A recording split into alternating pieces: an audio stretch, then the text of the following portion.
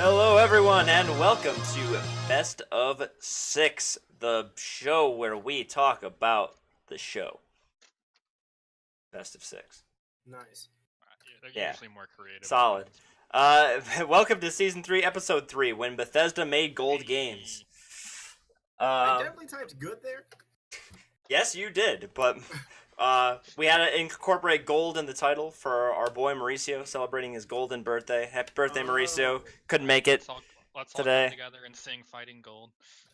You can do that. I don't speak Japanese. Shit. Alright, never mind. Anyway, first news topic of the night: Super Smash Bros. Ultimate North America Open. That is right, Nintendo is hosting their first ever Smash Bros. Tournament. An online tournament, but a pretty big one.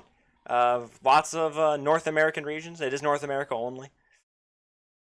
And for all you casuals out there, if you think you're garbage at Smash, don't you worry. We have the rule set for you. Okay, so yeah, I think on this podcast, our main criticism of this tournament is the rule set. So let's give Main criticism is this board. let's yeah, there's other critiques to make. So let's talk about the rule set for the qualifiers. So real quick, the way this is working is in every region there's a 2,048 person qualifier in which That's fine.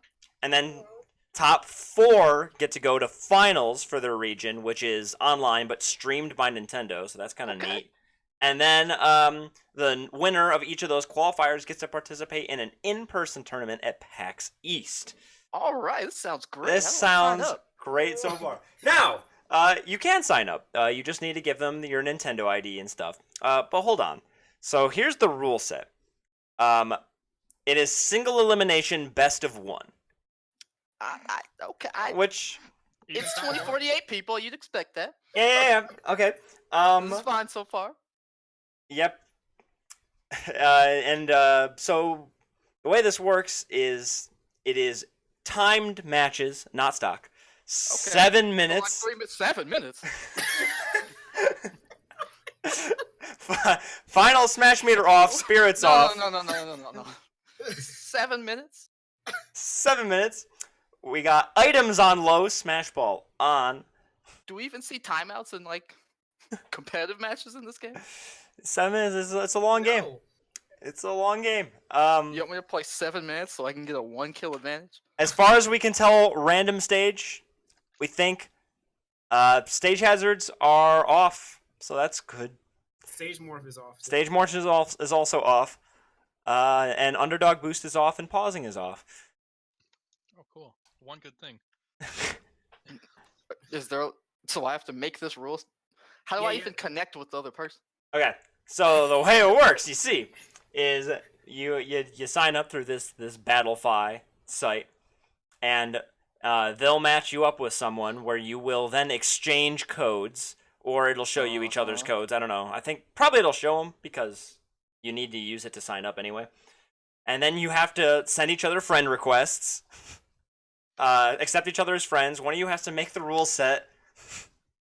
And then when you choose who hosts based on who you think has the best internet connection. I am serious. These are the rules. What if I just make my own rules? Then I'm assuming they just report you. Who does the other one complain to? Oh, prove it. Are they recording? I don't know. That's a... Like, how No. would you know if underdog boost is on or off? Well, does that even matter? Don't you have to lose a match first for that to... I don't know. I thought underdog boost worked by stocks too, but I really don't know. I thought it So was if I'm like rage. down 2 points, I just get stronger? Yeah. Well, it's Ooh. off anyway, so Yeah, it is. How off. would you even know that? that's true.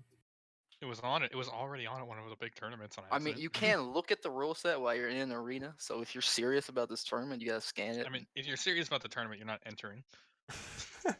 True. Wow. But we need to go back to 7 minutes. All right, now in all fairness, if you make it to top 4, it becomes 3 stock 7 minute. Still items on low, smash ball on. I'd honestly be okay with that. If that was the whole tournament, honestly, yeah, Yes. same. Yeah. I just don't want to play a 7 minute match. Oh, also, if you make it to top 4, it's best of 3s. Still single elim, but that's fine. It's 4 people. Was that 4 people per like Per qualifying region. area? 4 Like you said, people, four regions? 4 people per region per tournament. There's 3 tournaments per region. So you And can there are you, four you can have you can enter in all 3 of them if you want. Oh, of course. Oh, I'm So sorry. you said 5 top regions. 4 then? Top 4 per So like region. even the people who come to PAX East for this tournament don't get a best of 3. No, no, This is no, all no, no, no, online. no, no. This is all online. This Yeah. isn't. This is. They haven't even announced the PAX rule set or anything. This is just the top 4 compete in a finals, and the number 1 person from that gets to go to PAX. So there are 3 people who get to go to PAX for a tournament. No, For a or per region. 1 Per per. region. Yeah, 3 people per region. Oh, Because okay. there's 3 tournaments per region. So they're gonna have a top 9. What? It's 4 no, regions. there's 4 regions. Oh, I thought you said 4 3 regions. regions. Oh, I'm It's just northeast, southeast, northwest, and southwest. all Yep. right. Okay, So it's then. literally just the 4 quarters of America. So if Yep. you're in like Alaska, you're in northwest. What about the rest of the world?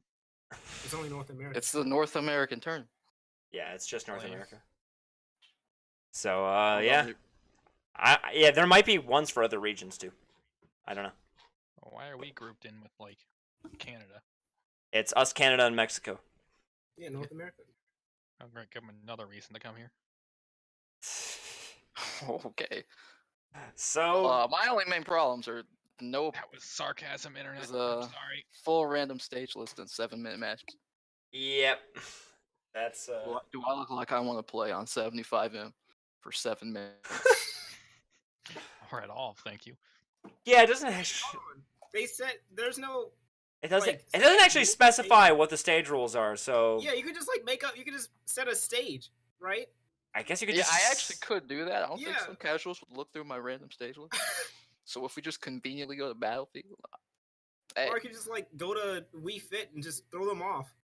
yeah, Oh, like, jeez. that's my main problem. Is it's just it just what's the word? Encourages degenerate gameplay. Yeah. Yeah, Take that timed zone and I matches. stand at the ledge until you run into. Yeah, heck, you get a stock lead and then you just run away for the whole match. Like Yeah. Lerone was saying, you pick Puff, you edge guard him, and then you just run away the entire game. Why wouldn't I do that? Heck, you could just get like a couple hits and run away for the whole game. What do you care? Oh no, that's right. You don't get points No, for that. you play sudden death, Yeah, and you probably lose yeah. Then it's just a 50-50 at that point. if you play against a projectile character and they just shoot you. But yeah, 7 minutes and random stages. Those are my problem. Yeah, this is So- gonna be I'm honestly okay with low items in Smash Ball and best of 1. Yeah, it's Yep, but okay, I guess. yeah, 7-minute matches. I just don't even. That's just gonna make the tournament take arbitrarily longer. I don't know why this is. That is not even fun. I kind of get time matches. You know what? I understand time matches for like free for alls. 1v1s, it makes no sense. Yeah, no. Because for free for alls, like it's okay. You don't want people who just have to wait till the next game. But in a 1v1, the game's over once one person wins. So like, time just doesn't even make any sense. Also, lopsided matches are gonna be terrible. Like if one person is just way better than you, they're gonna get like 5 points on you in 3 minutes, and you're just gonna want to quit. And Also, you they can't. said- You literally can't Just quit. put down the controller. Also, the rule set says items on low. It doesn't specify which item. Items. All of them. I think it's because like the online rule sets, like you don't get to choose really. It's the arena though. Oh, you can't. You can choose- use a full reset for the full. Oh yeah, it is reset for arena. The arena. So I could turn on whatever items I want. Exactly. So you can just turn on a bunch of like S flags, and then Oh, run away. Jesus. Like, like go to Great Cave Offensive, throw an S flag.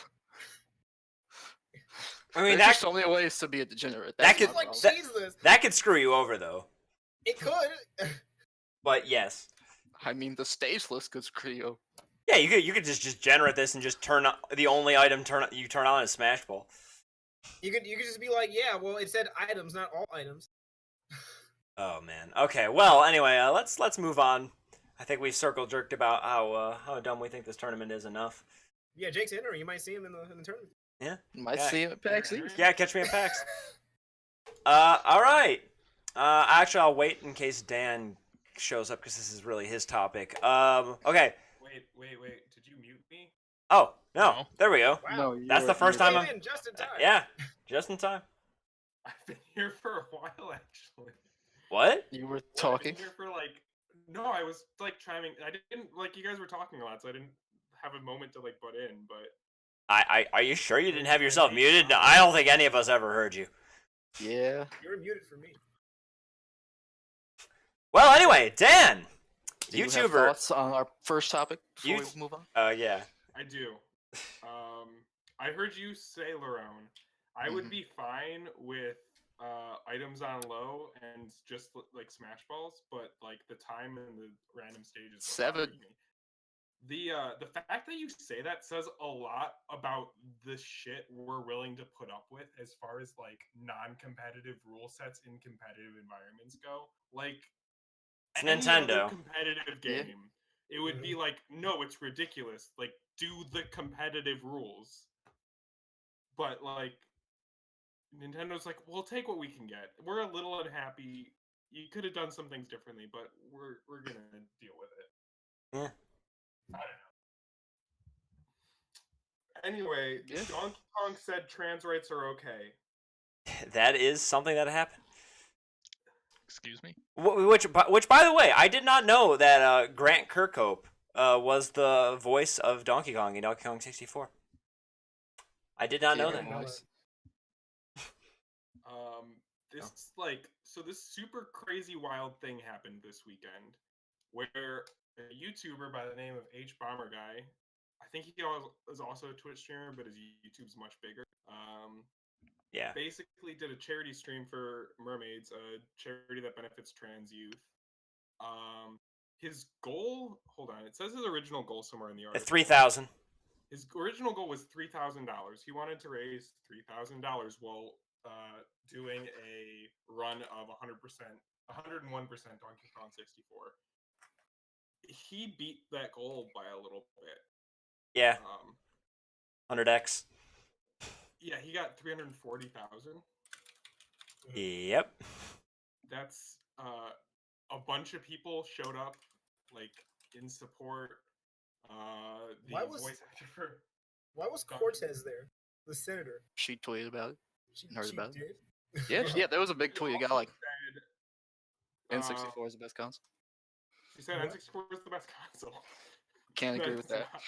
That's just not true, but She said trans rights are civil rights or human rights. Okay. Okay. Mm-hmm. And she was just there for about 10 minutes. There's actually a YouTube video that H Bomber Guy uploaded where it's just like the 10-minute segment where she popped into the voice channel. So you can go check that out if you want to. I'm pretty sure Um, they call that pissing off the right people. AOC's done a lot to get the right upset at her. sounds about right. But this was just like kind of blew my mind and came out of left field, where I wasn't even like aware Yeah. that this was really going to be a thing until it started like blowing up on the circles of the internet that I frequent, and like people were talking about how crazy this is, and just like it is really crazy, especially when you think about like overall media portrayal of trans people and the way it's been in like 5 years ago versus now versus 10 15 years ago, and it's just we're very rapidly getting to a place where a politician is allowed to say trans rights are okay. Yeah. An American politician, which just would have been like, it was a crazy when Obama came out in support of gay marriage, and that's just on a completely different level than what went on here. Yeah. So pretty impressive overall. Though I've heard in the past not so great things about H Bomber Guy. Same. That they like to stir up controversy and argue with people on the internet about petty things. But this is a good That's thing. irrelevant. So Yeah, that's irrelevant to this. yeah. So that's cool. It is good to see some good news about H Bomber guy. about H Bomber Guy. Because it's possible that his bad stuff is just cherry picked from a lot of good stuff, for all we know. Because that's how the internet be. Yeah. But yeah, I did look into some of his content. He made a video 3 weeks ago called "Flat Earth: A Measured Response," where he just takes down flat Earth theories, which is kind of low hanging fruit, but he does a good job of taking down low hanging fruit. He likes Dark Souls 3 or something. Okay. People dislike him for that or something like that. That's Wait, like the only thing. Probably, I would assume you mean Dark Souls 2. Or Yeah, I 2. thought I'm 2 sorry. is the one everyone thinks. But listen, Yeah. I don't play the Souls games, so correct me when I'm wrong. Well, there's your problem. yep. But all right, I'm gonna move on to the next topic, so we don't go over time too much on news. So Matt Pat came out to talk about Defy Media. For those who don't know, Defy Media is has been known for being kind of a sketchy company. And in November of 2018, they shut down without any notice, laid off all their workers, and basically the YouTube creators that they had in their network, they just sort of held their money ransom and just didn't pay out. Yeah, Smosh talked about them like a couple months ago. Yep, and Oh, good riddance. for Matt Pat in particular, they owe him $1.7 million What? unpaid. Yeah, yeah. That's Between Game Theory, Film That's Theory, not and a small and amount. GT Live. Yeah, yeah, well, we do know that Matt Pat has lawyers on his team, so I'm sure he'll figure that out. yeah. This is pretty crazy. So Matt Pat made a video detailing it and kind of explaining like these kind of companies and what kind of warning signs to watch out for and how to get out. Yeah, I've heard like nothing but bad things about MCMs. Yep, Not Yep. gonna lie. yep. I recently learned that for the very early days of YouTube, once you signed up with one, like you actually couldn't leave. Like Yep. they had the button to let you leave, and you did not have that button. Yeah, that's the big issue. It's kind of like what he said. They kind of held people's accounts ransom, basically. Like, oh hey, you signed up with us, and we can take money out as a fee if you decide that you don't want to be with us anymore. Then we'll give you your account back. Jeez, Yeah, so Matt Pat being short $1.7 million, he has a team of people too. which is so, like apparently, which according to him is like the nail in the coffin on the worst year of his life. So Yeah, because he's had a lot. Yeah, he's been going through a lot of crap this year. didn't he His like have a editor kid this committed year? suicide. Last Yeah, this is. Oh, jeez. Yeah, he's had a really awful year, and then this company steals $1.7 million from him. So that's just not good. We make fun of Matt Pat on the show, but as far as I can tell, he seems like an okay guy. He's okay to make fun of because he's such a good guy. Yeah, it's all He's fun so and games. wholesome. Yeah, I don't appreciate his content, but he's never the one to stir up controversy, Mhm. Except for all those times he did. God rest his seat. Yeah, but it's all for like stuff that doesn't matter, just like video game opinions and Yeah. Like the thing we base our entire livelihood on. Gotcha. livelihood. I don't make anything on this show. Oh, I mean- You made 33 cents. Excuse you. 3. I thought we made Three. 3 cents. Three, Oh, it's 3 3 cents, split between 6 people. Did you make 33 cents? Maybe. You holding out on us? Yeah. Maybe I'm part of an MCM. Wow. Pay up. Sounds like you owe us some paychecks. And last news story of the night. Cyberpunk 2070's creative director leaves CD Projekt Red for Blizzard. Ouch. I don't know why you would do this, but Ow. I guess maybe Blizzard's like, hey, Ow. we need help. Or something. I don't know. Blizzard like hemorrhaging right now. Blizzard, I don't know. Blizzard's just like skinning themselves alive for some reason. I don't know what this. I don't even know what this move is. Why leave CD Projekt Red? They're like doing good. Everyone's hyped for Cyberpunk 2077. And everyone slept Witcher 3. I don't Yeah. get it. Well, man, maybe Blizzard's like, hey, you know what? We made a bunch of mistakes. You guys know how to stir up hype. Maybe you can help us. Maybe so. And they're like, and we'll give you like $1 million. And he said, okay, fine. Yeah. You come on and you convince everyone that they just need a phone. Oh, Also, according to people in the comment section, this guy isn't actually the creative director. He is just like high up in the chain, but not. the title lied. Yeah, apparently, Oh, wow. supposedly he's not actually the creative director. He's just like GG. on the creative like board. I mean, that might have been not have been his words. It could just be a bad article. Oh yeah, no, I think it's just a bad article title. Maybe it didn't even happen. Maybe it's Maybelline. Maybe it's fake news, like the government closing down. That never happened. Yep. True. But I think that is all we have for you for now. So now we're gonna go into our main topic of the week. Oh, Soldier Watch. Soldier Watch. Later. Soldier Watch is Later. later, yeah. Alright, fine. It'll soon replace Shenmue Watch. Do we have Soldier Watch this week? We do have Soldier Watch. Oh boy, do we have Soldier Watch this Yes. week. Stay tuned. Stay tuned indeed. We have real content for that. Wait. Okay, so Mitch, this is not the title we're going with for this series. Alright, oh wait, hold on. I need to switch to our fancy new view. Oh no. Fancy new view. Oops. Never mind. I messed something up. So instead of our fancy new view, we're gonna have our old view, so the slides might get slightly cropped on the top Great. and bottom. That's fine. It's a It generic background. Yeah, it looks. Hopefully, it won't cut off any text. So, Are you changing my title? I'm not changing your title. I will leave it as years of research. Uh, I get it. Topical. We're not talking about Smash, though. No. No, we're not.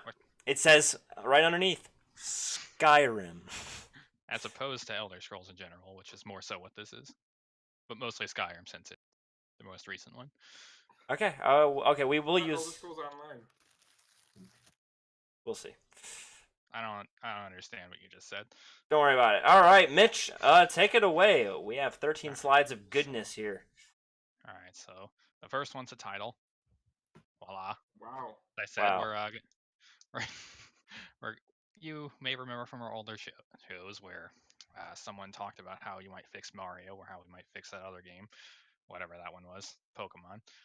And this is in the same vein with a new title that the rest will all use, years of research, where we go in and I become an armchair game developer, where I know what I'm talking about. All of my ideas are most certainly not half-baked, and I have made games in the past. None of these things are true. Wow. So, you lied to us? but for a good reason. Okay. So let's go to the next slide, and I'll talk about what the main goals and the initiative of my little presentation here is. I'm watching on Twitch, so if you could wait So about am I. 15 seconds before... Don't worry, I'm watching on Twitch too, so it's gonna be a while. So the main goals. The first one is kind of out there. Is maintain the spirit of Skyrim. I don't want to completely change the game so it's unrecognizable. I don't want to turn it into The Witcher 3 or anything. So pretty much what that means to me is that at any point in the game, you can kind of just completely change your playstyle, and it's okay. Just because you spec'd into the warrior doesn't mean you're locked out of being an archer. Right? Mhm. Skyrim's they have their weird obsession with making every item just exist in the world, and you can pick it up and throw it, and it's all goofy and it's great. So that kind of stuff isn't going away. What about the thing where you could put a bucket on an NPC's head and then your sneak becomes amazing? Yes, that has to stay. Okay. That is what separates the Elder Scrolls from other games. That is...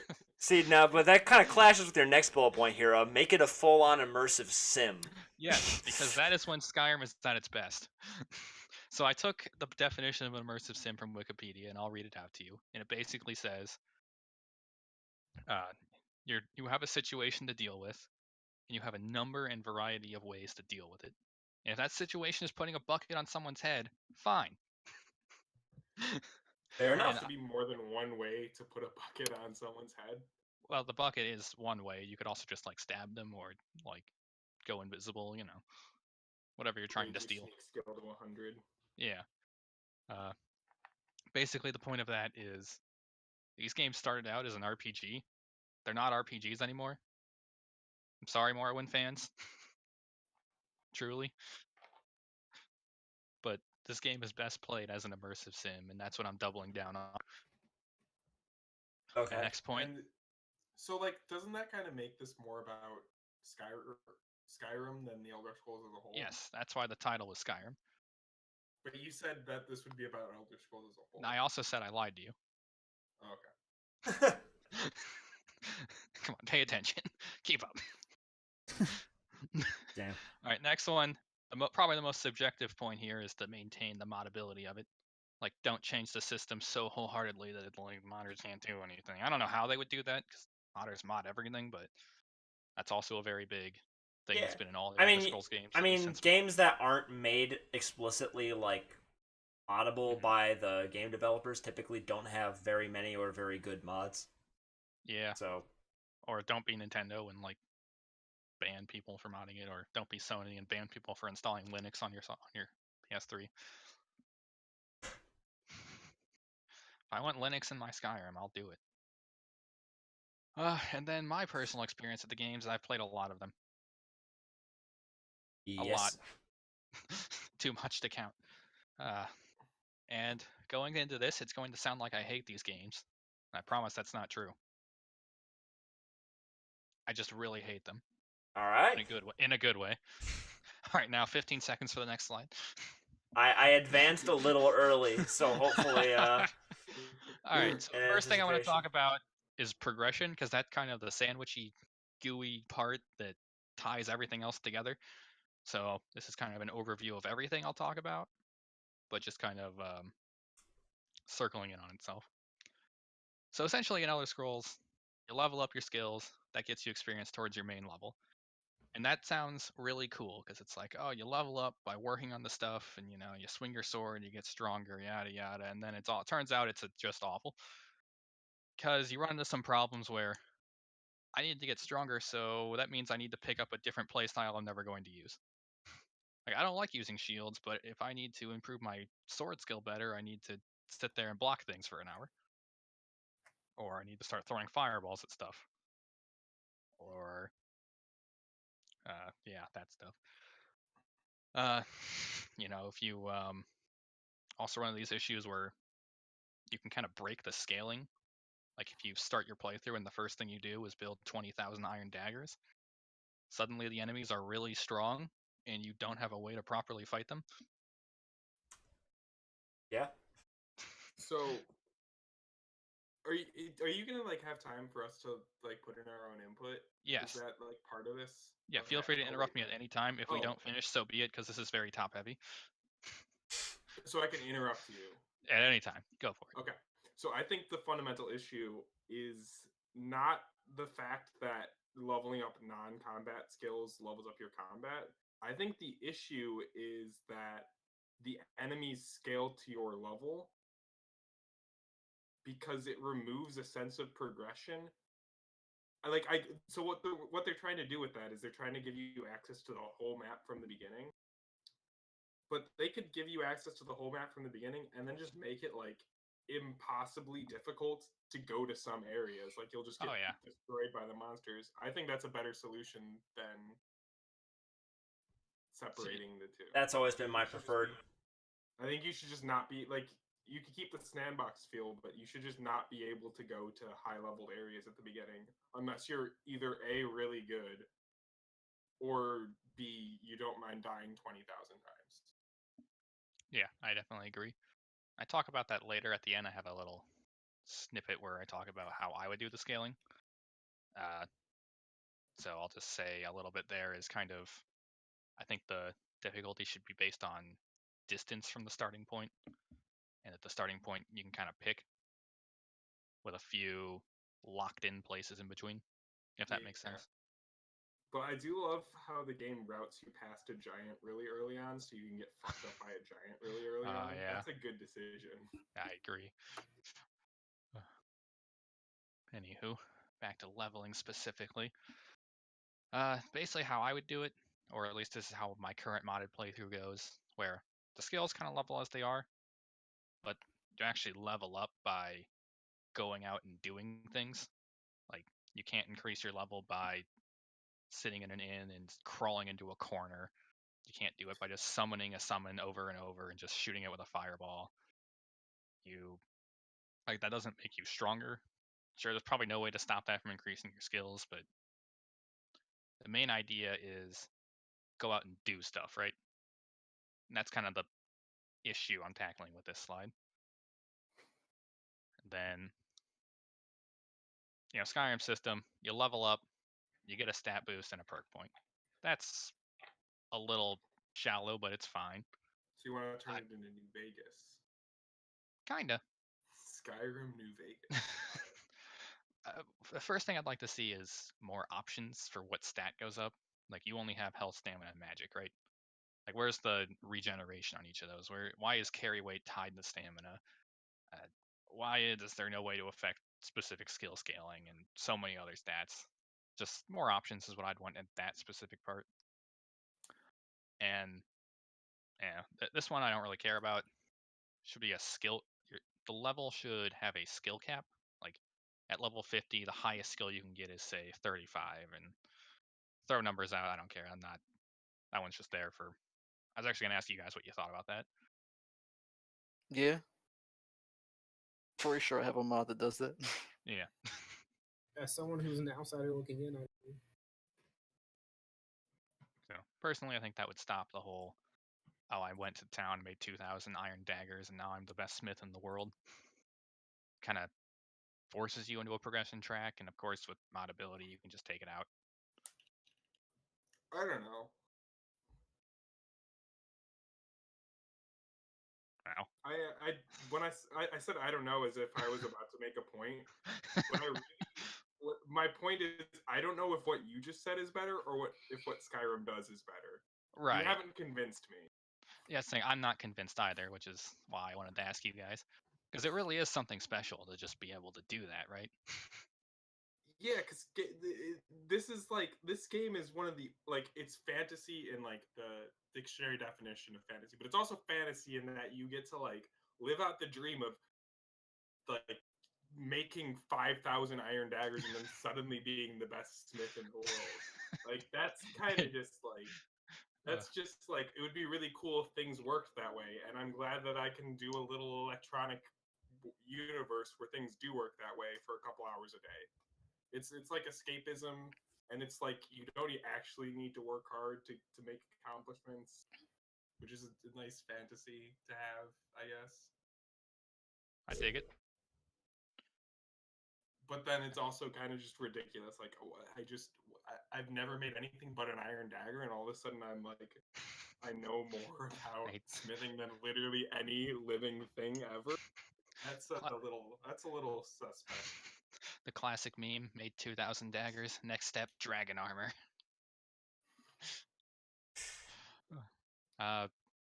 So yeah, I'm really on the fence about which is better. Yeah, I think that's one of those I'd leave up to the modders, which is another thing that makes the game great. Two last things. As you said earlier, Skyrim New Vegas, the perks system should have. Each perk in the game only has one skill prereq. Like, a perk in the one-handed tree will only need the one-handed skill to be gotten. Like, they don't mix and match ever, and they really just kind of restrict themselves. And I think that's kind of unnecessary. And then, for some reason, the concept of scaling with, increasing your one-handed skill increases damage is just, more so for the magic, is just completely absent. Like, they have perks that kind of do that, but it's kind of lame. Because it's just a straight 20% right there. Yeah, I'd rather that just shift into you put in a perk, it activates scaling, or maybe you have scaling, you put in a perk and it makes it stronger. We'll see. Next slide in 15 seconds. We should have a sponsor message right here. This week we are sponsored by Yoshi. Smooth. Wow. So Buy Crafted World when it comes out, or Yoshi will eat your family. Should play Yoshi's Island first. Best you'll indie eat your platform? family and That throw was them at you. that was money well spent by Nintendo for that enthusiasm right there. So this is kind of a what I would personally do and what I'd like to see.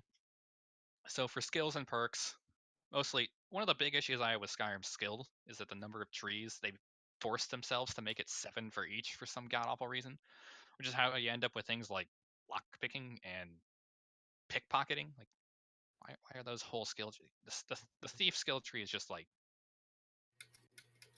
whatever. So I went and made what I think would be the best ones, and for whatever reason, it accidentally ended up there were 5 in each structure, which is one of the things I hated about the original. That there were 7. Now that I don't know, it just kind of happened. So pretty much, you remember from Oblivion, you had Blade and Blunt, right? Yeah. So it seemed kind of weird to me that if you swing a sword a lot, you get really good with a mace, which makes sense in Skyrim since they're the same weapon. With I think one of them's a little faster. One of them tends to do a little more damage, but ultimately it's just the same swinging animation. But I'd like to see that change. Add in some spears like the Reiklings, if I pronounce that right, in the Solstheim expansion. They have spears. Why don't you? You get that could be. I've turned this into Breath of the Wild. The 3 main weapon archetypes. A little bit. And then archery and block, throw those in there. 5 main magic schools. Maybe throw in mysticism if you're feeling like it, but Eh? I don't really. That was an Oblivion and Morrowind thing, and that was always just confusing. And then sneak, speech, and the crafting skills. I really don't think any more need to be included. Maybe even throw all the crafting into one. Just maybe. And then for perks, I just want to say most of them are just pure effectiveness. For the most part, you don't see any that truly change how you play without being completely overpowered. Destruction, dual casting. There's the stupidly broken candidate. You get that perk, and suddenly nothing in the game can touch you because you're constantly stun locking them. Then you have other Yeah. perks that you would just never use, like the lockpicking skill tree or the pickpocketing skill tree, and then just or speech. Why would you ever put a skill point in there when you could put it in the sneak and then no one can touch you? So my solution is, what's up? One of my favorite things to do in Skyrim is to get the level 100 sneak perk, and then you could stand in front of someone, crouch, stab, uncrouch, crouch, stab, uncrouch, crouch, stab, uncrouch, and you get sneak attacks every single time. It's great. Like that changes the way you play the game. I won't say it's a good way, but it's definitely a special way. A certain type Very of broken. special. It's So very special. some of the solutions to perks I've been thinking about. 1, more depth and variety. I don't know if you're familiar with the subreddit Wow Thinks I'm Cured, but I think that belongs there. Just make it better, right? All right. So how Oblivion did it is there was a linear set of perks, and you got them just by getting to the skill level.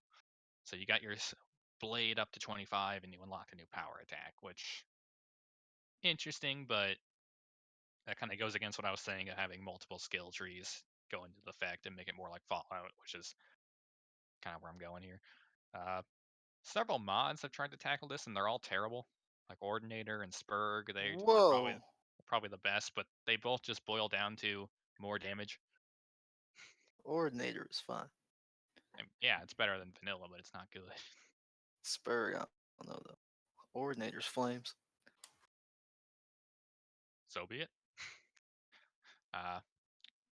So I'd say either get rid of them entirely and just have the scaling be really strong, or make it more like Fallout 3 and New Vegas, where the perks are a little more interesting and a little more niche. Fuck Fallout 4. What I hear, New Vegas is kind of man. So So you can go to the Uh-oh, next my slide and internet's people can going. comment.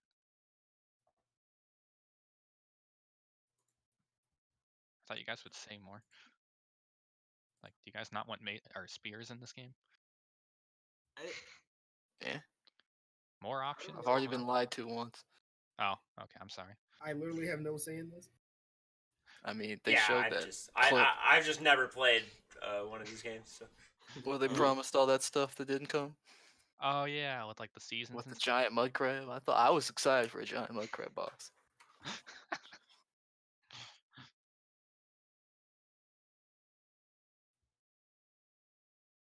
Mitch. Did you go to the next slide? Oh, I didn't hear next slide. This hasn't updated on my screen. Another word from our sponsor. Thank you, Shenmue 3. Shenmue 3, the only Shenmue that comes after the second one. All right, let's. that is the number one feature of the game. Let's talk about how the combat works. Have you guys played Minecraft before? Nope. Yep. Oh yeah. Yes. Oh, here we go. I can contribute. It has about as much depth as Minecraft. You go in, you hit, you run away. Wait for them to whiff. You go in, you hit, you run away. It's You Yep. say that about like kind of Ocarina shitty. Time, too. Not very The engaging. combat is super simple. Or you just get a spell and jump on a rock.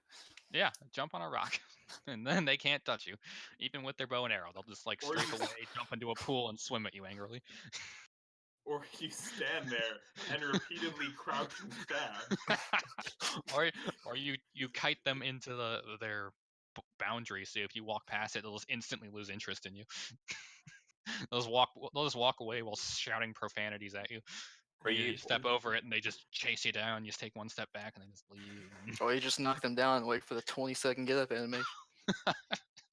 Now that's something that everyone mods out. Yeah. Did you ever face a dragon that constantly knocks you down? You're just sitting there. Yeah. Gotta get up. Oh, he knocked me down again. If I ever get knocked down, I just die. Oh, I got knocked down while I was knocked down. Better wait for the animation so I'll just break. As my leg suddenly becomes my upper head. Yeah, it's really weird that I actually liked this game. Right? As I said, I'm gonna make it look like I hate this game, but I love it. I had a lot of fun doing the dumb stuff you're talking about. Yeah, and that's I'm not saying get rid of that stuff. I'm just saying most of this comes down to add more options. Add some stuff that isn't dumb, so that the dumb stuff's even better. So that you feel super smart when you find out the dumb stuff. Yeah, it's like, oh, I broke this game. It didn't just happen naturally. I had to go out of my way to break it, like Ocarina of Time or Ocarina of Time. Are we gonna do so- how to fix Ocarina Or of Time? Melee. Yes, I want to do a how to fix Ocarina of Time. So Look I'll do a forward to couple that someday. Oh, okay. I'm looking forward to your speedrunning strats video. I'll probably do that too. Right, so do a couple mod shoutouts that I think really just up the engagement of combat. First off, TK Dodge, which that's a dodge like Bloodborne or Dark Souls. It's kind of really wonky in first person, but it works oddly well.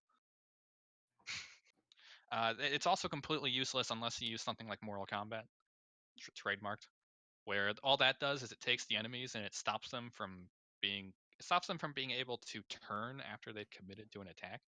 So they won't just follow you around they won't just like spin 180 degrees while wielding a giant greatsword, and you can actually like weave in and out of their attacks when there's a group and worry about positioning and So like more like a Souls game style combat almost. Yeah, and the tag is actually a commitment. yeah. And if you combine that with something like Wildcat, which improves their AI and makes it increases damage on both sides, and puts in stuff like enemies with lower health take more damage, or stamina actually has an effect, or backstabs or do more damage. You can kind of weave in and out of their attacks, hit them in the back. It's just far more engaging. And then my personal favorite, dual wield blocking for idiots, just because of the name. All it does is it makes it so if you're standing still and you hit your left-handed attack, you'll block instead. For some reason, if you have two swords, you can't block. Okay, like I don't know why they thought that was a good idea. Maybe they just ran out of buttons and said, fuck it. That's probably what happened. But dual wielding is not something you can do in this game for many reasons, that being one of them. So with a bunch of other things, you can make dual wielding work. But for the most part, it's just crap. Magic. So illusion cells and destruction spells are completely worthless. Like after a certain level, your illusion spells just will not work on the enemies. Like they have a level based resistance, and once they level above that level, you just can't use them anymore. Yep. Destruction, there's no scaling. So mind you, destruction is the like if you don't count arrows, which you shouldn't because you'll get millions of them, destruction is the only attack in the game that requires a resource. It's also the weakest. Just to think about that. Takes the biggest commitment, and it's weaker than just swinging a sword around, which doesn't break or anything. I don't. So that was also kind of why I really said the scaling should come back in the last slide, so to not be like retarded. God, I hate this game. So what you're saying is Skyrim isn't a good game without mods. Yes. Yes. Except it completely is in its own special way. What you're saying is Skyrim's special. Very. That's why it has a special edition. I don't understand Bethesda. And then anyone who's played Skyrim knows of the Stealth Archer Master Race. Yep. Even I figured out pretty quickly, like, archery's kind of broken. I can just stand back here and just win against almost everyone. Can I tell a story about Oblivion real quick? Of course. So, in my first playthrough of Oblivion, I was a stealth archer, and I was just going through the story and like doing a bunch of side quests and stuff, and I was like at the end game when I finally decided to do the arena. And so I was a stealth archer, and the arena is like it's this gruesome 1-versus-1 combat where you're supposed to like there's a crowd watching and they get super hyped. And I would literally never leave the opening gate and just do sneak attacks, and the crowd would go fucking nuts. Well, they presumably couldn't see me because I was hidden, and my opponent couldn't see me, so he was just standing there taking arrows to the face while the crowd's going apeshit. See, And I did that in one in-game day. So I went from a nobody to being like the crowd favorite in one day by standing at the opening gate and shooting him with arrows before he could get anywhere close to me. Goddamn zoners. There was a similar mod in Skyrim that everyone adds an arena, but on the one I played, what I would do is I would go throw a summon in the enemy's spawn gate, and then before the gates even opened, it would have killed them. It was And always like at great. the beginning, I was one-shotting a lot of people, so it wasn't even like an exciting fight. And then, like you would think, oh, this guy's really powerful. We're gonna level him up fast. Well, the game's not that smart. So the game's like, this guy is like still sucks. We're gonna send him against a guy who's very, very slightly stronger than the last one. Oh, he got one shot by an arrow too. Guess we'll send him against an even slightly stronger guy. I don't know if any of you have ever played this game in third person, but Nope. yeah, there you go. That's the answer I was looking for, because it is atrocious. My ex used to play Skyrim exclusively in third person. She said it That's why she's your ex, right? Oof. Damn. Ouch. Yeah, get wrecked. I have searched high and wide for some mods to fix that. There's one that makes the third-person camera not like vertigo-inducing, and one that adds a lock-on, which really doesn't work. All right, here's what I suggest for the melee combat, and this is again going to be very low level. I'm liking that. I'm liking that image, by the way. It's, Oh, they only get better, I think, or I moved Did them you- around a few times. Serious question, did you make that? No, I found it online. Did he make that? I got all these pictures by googling Yoshi Skyrim. I had to scroll down pretty far to find the good ones, but so I don't know if you guys have played a little known game called Dark Souls, where each weapon you pick up has its own move set, It's not very deep, but they are different. So that's kind of what I want to offer here. If you pick up a sword, it should have a different move set than an axe. It doesn't have to have a lot of moves, but it should do something different, right? Hey, it's like Yeah. Breath of the Wild. That sounds Yeah, like a like lot of work. You like can't Breath of the expect Wild. Bethesda to do that. You can't expect Unreasonable. Bethesda to compete with its contemporaries. Oof. uh, so one of the things in Skyrim is your shout button. Presumably, you won't have that anymore in Elder Scrolls 6, and they may just make that the spell button and take away the equipping spells, which I think would be bad. But what I want is 2 attack buttons and a block button, right? Or you hit the bumper for. I'm assuming you're using a controller. You hit the bumper for light, trigger for heavy. You can hold both. I've got a list of things down here, like if you hold one, you might do a sweep attack, which hits multiple enemies. You might do a poke. You might dash up and hit someone, and you could have it. Maybe you hit both of them, something happens. That's your macro bullet point there. Maybe you do light, heavy, and something special happens. If you're blocking with a shield, you do your shield bash, right? If you're blocking without a shield, you should do something special. Just things like that. I listed some very different scenarios down here. You're just holding it with nothing in the other hand, like I said, with a shield, maybe a special attack with a spell, like I don't know, you bounce fire off your sword and it spreads out more than it normally would. I don't know. Dual wielding should have a purpose in the game and not just be, for whatever reason, dual wielding is a sword in one hand, a sword in the other, and they both act like you were holding one sword.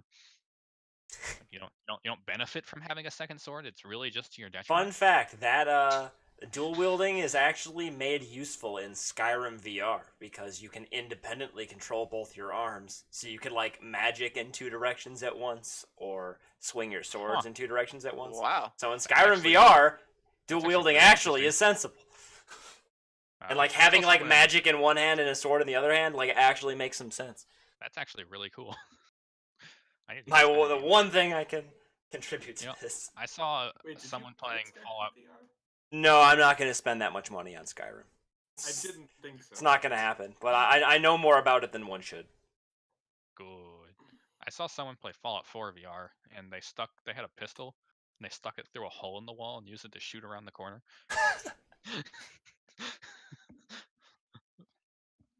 Anywho, that's my brief introduction to Melee. Any thoughts? Yeah, when's Brawl? I never play Melee, so Yeah, well, that was the point. I was trying to make it more engaging just by a little variety. Maybe if you pick up an Yeah. axe, it's different than picking up a sword. Yeah, the only melee character I ever play was when I got tired of how overpowered stealth assassins were, and I wanted to play a stealth melee assassin, which is slightly harder. Yeah, you gotta walk up to the enemies. Yeah, that's the only time I ever used melee in Skyrim. Oh. I That's tried. weird. I tried to do a warrior build, and it was just so boring. Just because I didn't feel like there was enough benefit to just combat was too easy. Yeah, It was not rewarding. the game really needs an AI overall. I do think that's interesting. We all play it a little bit differently because I normally go the warrior because I can't stand the archer build because it's, you shoot someone in the head. Is someone there? Must have been the wind. Must have been the wind that caused this arrow to shoot through my shoulder. You shoot him again. Ugh. The guy next to him just standing there. I pretty much Who do did the same this? thing every time. I thought that was hilarious, which is why I did. It is hilarious. It's just, it's special, but not that engaging. I will Sell sell that. Combat is a different type of unengaging for me. Yeah, I agree. That's Yeah. I always combine it with spells, so I'll just be swapping constantly and throwing fireballs and shit and swiping at people, and it's great. Question. Next slide. Wait, real quick. Do you guys like that about it's not just Skyrim, but games where you do stuff like shoot some guy in the head, and if you did it sneakily or whatever, the guy right next to him is like, what happened? Oh, nothing. Is that bothersome? Depends on the game. Depends, yeah. I think it depends on your options. It just sounds like in a lot of situations it just makes nothing risky if you have sneak. I Right? think that just speaks to the depth of the game, because you look at something like Splinter Cell, you can set it up where you shoot both of them. It's So if you only shoot one of them, if you miss the other guy, that's your fault and you get punished for it because he will notice. I think in Skyrim you just don't have that option. Yeah, I was actually going to kind of reference Hitman, like the Hitman series, where if somebody sees you take some guy out, they're on like red alert and they're going to chase you down because that's what makes sense to do. If you're playing a stealth game, that would be awful. If you're playing an Elder Scrolls game, it's a little less awful because it's not a stealth game, so the mechanics aren't built around the AI making realistic decisions while you're sneaking around. The problem is it's not based around the AI making decisions. That's true. I think I think one of the biggest improvements you could make to an Elder Scrolls game, like if you had to change one thing and make it better, I might choose enemy AI. Yeah. I think a lot of people would choose that for a lot of games. Just in so many games, like the AI players live in a vacuum where nothing else exists except for like you and them. And like their environments and the people around them just aren't relevant to them, like in the slightest. Like just any interaction. That's not even the case in Skyrim. Yeah, because if you shoot them, they'll forget you exist in like 10 seconds. Yeah, that's another level. That's another level down the tree there. But my favorite is you fast travel to a city, right? And then either a dragon or a vampire attack or a bandit shows up, and there's this big brawl with the guards. You kill the bandit, the guard walks up. What happened here? Did you do this? You did this. You killed that guy. What are you talking about? Or my personal favorite in Oblivion, where something similar happened. There's a quest line where you find out there are vampires in the Imperial City, and you got to go fight them. And I did it in the middle of the street at night, and I had this whole brawl of like, this must have been like 8 or 10 Imperial guards, and one of them hit another guard, and there's this big brawl because one of them got hostile to all the others, and as soon as someone hit that guy, he got hostile to all the others, and then they all fight each other to death, and the last guy's just like, he looks at you, he's like, "Good day, citizen," and walks away. Like, okay, next slide. Word from our sponsor. Thank you, Nintendo, for hosting this great tournament. Why do I doubt that you got this image by searching Skyrim Yoshi? Oh, this one, no, I did not. This comes from the very popular spellcrafting mod. Oh, here we go. So, magic, as you probably know, doesn't have a whole lot of spells. Uh-huh. Spells are very unique from each other, which is really cool, but they're a very linear progression. Like, you start off with your fire or your flamethrower spell, right? And then you get a fireball spell later, which is just strictly better. It's like, why would I use the flamethrower spell? Like, I see a position where like, oh, this guy's closer, I should use the flamethrower spell on him, where that guy's farther away, I should throw the fireball, right? But if the guy's closer, you do more damage, I throw the fireball at him. Why would I ever do this? So that kind of comes into, you go back to the old Oblivion style, which was a nightmare in its own right, but a more streamlined spellcrafting system where you kind of, instead of hunting for better spells, you hunt for more spell types. Like, you get the concentration spell, or you get the touch spell, or you get the fireball spell, and then you go in, if you want a better one, you make it. Right? You increase your skill by going out, killing stuff, having fun, and then you come back and you say, I want to make this spell better, so I'm going to make a new one that does the same thing but better. Or I'm going to start combining effects as I have more toys to work with, and you just kind of give yourself more options and blah, blah, blah, blah, blah, blah. Basically make it like Oblivion, but not retarded. But also, because Skyrim has this cool thing where you actually equip a spell in your hand.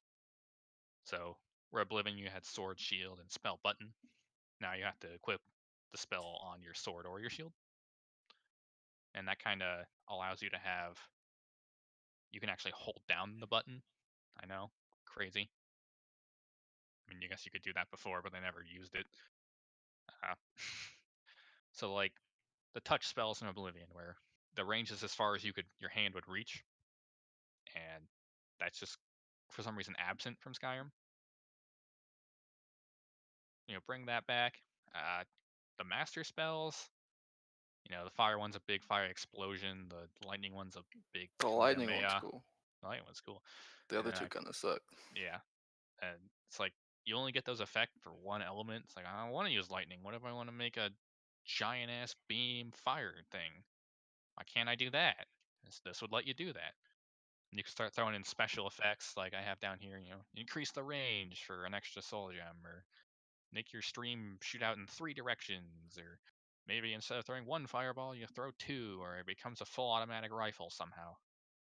Or you throw in your chain lightning, or the fire sticks to the ground like that one spell, or maybe you have an effect where, if you hit 3 fireballs in a row, the next one's even stronger. I don't know. I'm just an orange-held developer. Got any ideas?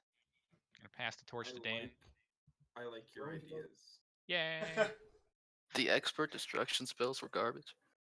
Exactly. It was literally just bigger apprentice. Yeah. And they weren't even better. Yeah. Like, not even cost efficient at all. What was the point? Yeah. Yeah. Like, it really disappoints me they removed this, and Okay. modders added it back in, so it's possible. So, tangentially related, do you think you should actually have to know how to use magic to become the president of the College of Winterhold? I feel like at some point before things went to shit, there should have been a skill check. Like, you have to have 50 in one skill. Otherwise, I don't know. That's also annoying in its own way. 'Cause I'm the head of the College of Winterhold, I and think I've that's just casted bad like writing. 2 spells. Yeah, I think that's just bad writing. There's like you need to cast a spell like once or twice in the entire quest line. And it's not even like they just like tried way too hard to make it so that anyone could do that quest line. Yeah, You just have to cast the war at the beginning. See, Dan, I have a whole slide dedicated to the main quests, all of them, and it pretty much comes down to that they're terrible. Yep. For things like that, because these games are meant to be played multiple times, right? So why is it that every character can play every quest line? I'm not saying you should be excluded from one just because you picked another one, but if your character doesn't use magic, why would they let him in? Like, isn't there a vampire? I never played any of the DLC for Skyrim. That's probably the best quest line, but it's also terrible. But Dawnguard is the goat. You just like the vampire quest line exclude you from joining the companions? No. Why? What? Actually, I've never played Dawnguard before I played the companions. Dawnguard is actually the first thing I would do. Because if you're a werewolf and you go to the vampires, they'll be like, "Oh, my vampirism is so strong because I'm such a high tier vampire. It'll just cure that for you while turning you into a vampire. So don't worry about it." I'm sure they'd do the same thing for the companions. Mm-hmm. They probably wouldn't even ask. I know we haven't talked about quests yet, but I hated the companions quest line so much. It's funny because that's like the one I like. That is the one thing I like. Like all the stuff I've talked about that I dislike about Skyrim, I at least found charming in some way. Should I move to that? Should I move to the main quest line? No, I'm saving that one for last for a good reason. Let's I guess we'll stay here until story's there because there'll be space for it.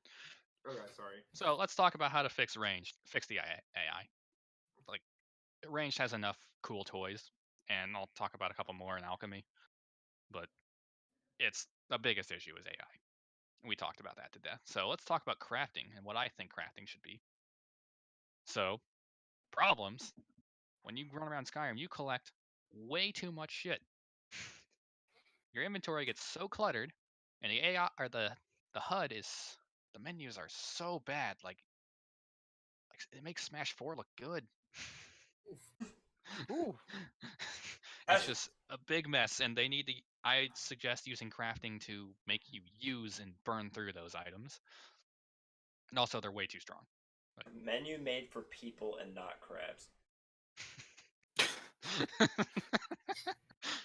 don't get it. That's the running joke. Is this menu was made for crabs by crabs. Because you need to claw to like efficiently navigate the menus. Okay. The most downloaded mod of all time is Sky UI. It changes the menus. People Oh, like yeah. Bethesda games? That's like what the I way- keep Yes. saying. Have you played any of them? No. Yes. Well, you should play one. You Anyhow. literally you have to fix the menus for them. Like I don't know. Yeah. It just sounds like a good experience. That's usually one of the first good PC mods is a better menu. Better menu and bug fixes. They should just Most hire. downloaded mods. They should just hire the modders to work They for should just Bethesda. buy that mod. Like Jesus Christ. Well, part of it is because they mainly make for console now. So Mhm. like when the hotkey goes up to 8, Ugh. instead of when there's a 9 That's 0 another on thing the a lot of people keyboard. do is they'll get mods to take out that like every button on the D-pad opens the favorites menu. I guess only up does it, and every other one is a hotkey. And if you hold the like left bumper, you get 4 more hotkeys, and it's great. Though I left that out of here because that's a little convoluted. Definitely something that should be modded in. Anyways, my suggestion is because you have so much money in this game, why not give you a way to spend it by telling NPCs to build you things if you don't have the skill? You do? Do you not have enough money? Oh, I mean, I usually have like scarcity on, so Oh. Well, I guess haven't that's played fair. vanilla in like 7 years. I usually just put really expensive perk potions in the game. They cost like 80,000 gold. And I'll buy like 5 of them throughout my playthrough. I just collect houses. There you go.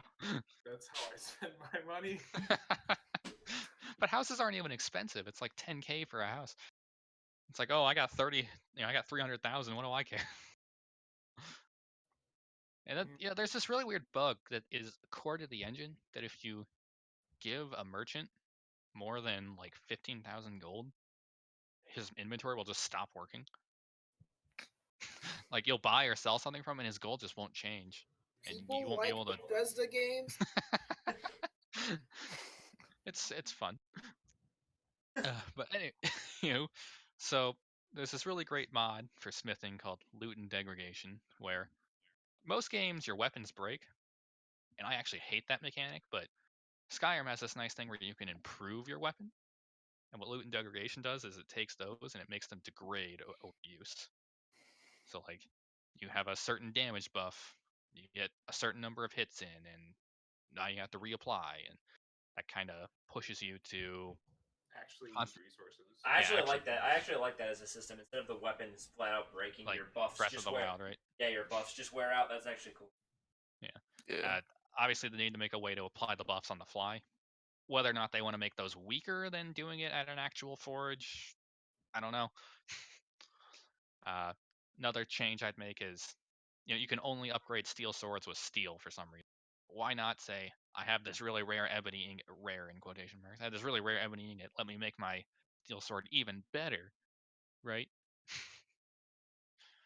Yeah. Tempering and enhancing. For some reason, they don't give you experience in smithing. So if you do that, it's a waste of resources. So that's something I would turn on. You said doo doo. Sorry, carry on. I would kick you if I had the ability and you weren't streaming. Instead, I will now kick myself. Jake, take over. All right. They should make it much harder to get the higher tier materials, like because the rarity scales with your level, which is fine to an extent, but eventually you start getting ebony ingots as quickly as you get iron ingots, and these things are worth so much, and I don't do anything with them. And then, if you're carrying a full suit of iron armor, you should have some way to break that down into an iron ingot. Most of those are done by loot and degradation, so I'm just pretty much advocating to put that in the game. Few things are new.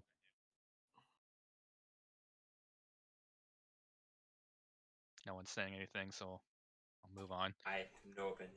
I have no input.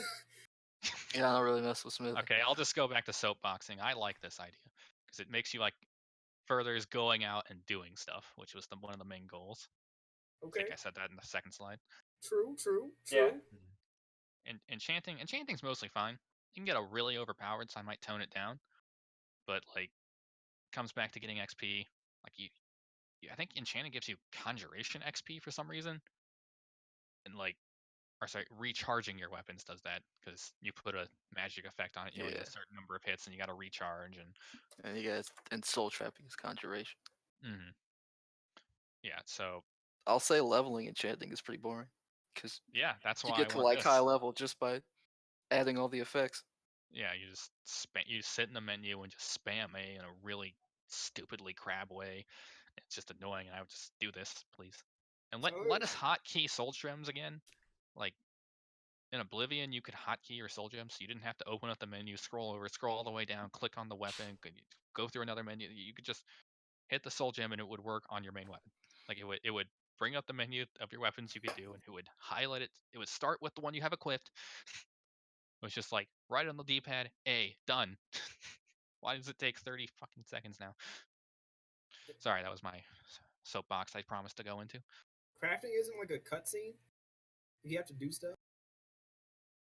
There's a cutscene in the background, but mostly just menus. Okay, Like your character's like idling and hammering away at his forge or something, and gotcha. you know. I don't really talk about how awful those animations are, but I mean Jake could if he wanted to. There's no. I don't think there's any place for that in this episode. Yeah, I'm trying to end this in the next 20 minutes. Alchemy for them. Yeah, you kind of have We to. haven't talked about quests at all, and that's like the biggest thing. That'll be one or two more slides. What slide are we on? There were 13 total. We're on 8. Yeah, there you go. So alchemy again. The potions are way too valuable. You get way too much gold from them. Let's tone that down. I would like to be able to see some sort of bomb or trap because you have trap spells, right? You throw fire on the ground, NPC walks over, it blows up. Why not be able to use your alchemy to do that? I want to see more traps available via the physics engine of the game. Exactly. Like that's one of the things I really appreciate about Breath of the Wild and other games that have done it, where like, you know, you could do silly stuff like lay out a bunch of steel swords across the ground and then you could shoot a lightning spell and have them all electrify, or you know, or yeah, like set up a bunch of crates and put bombs behind it and blow up the bombs and send crates flying at people. They all sorts of cool stuff. Bethesda can do that though. Yeah, I know. That's the thing. Skyrim's like kind of close to being able to do that, but it really the game does not in any way encourage you to do it. Mm-hmm. No, Nor does the engine actually lend itself all that well to it. They tried. Like the traps that the NPCs set are physics based. Mm-hmm. Like Right. the swinging log and the bear traps. And The yeah, bear and traps like you the rock pick up and traps. chase people down with. And the rock traps. Oh, those are great. And the oil on the ground that's super obvious that says, "Hey, light me on fire," and you'll hurt a bunch of enemies. They're close. I remember They that one tried. video. They failed, but they did try. That one video Leroy was talking about, like there was a bridge you had to walk on where you jumped on a log and like rolled it. I like the meme, right? Last thing with alchemy is it's really overpowered in that you can just stop time and eat 35 cheese wheels, right? One of the things that's special but should probably go away for combat balance. A couple ways other games deal with it. The Witcher, if you drink too many potions in short succession, you actually get some debuffs. They call it toxicity. Oh, that's pretty. Could just be like Good game design. I wouldn't be a fan of this, but take the Dark Souls and it takes an actual animation to drink it, so you're kind of just fucking yourself over. But I don't think that would lend itself well. Personally, what I usually mod in is the potions actually take time. Like you go in, you drink 3 potions, and over the next 6 to 7 seconds, they'll re-heal you. Yeah. Yeah. Yeah, I don't like instant effect stuff. It's just cheap, but Skyrim's AI are kind of cheap, so you need it. Alright, a poem for you all. Roses are red, gaming is fun. You're carrying too much to be able to run.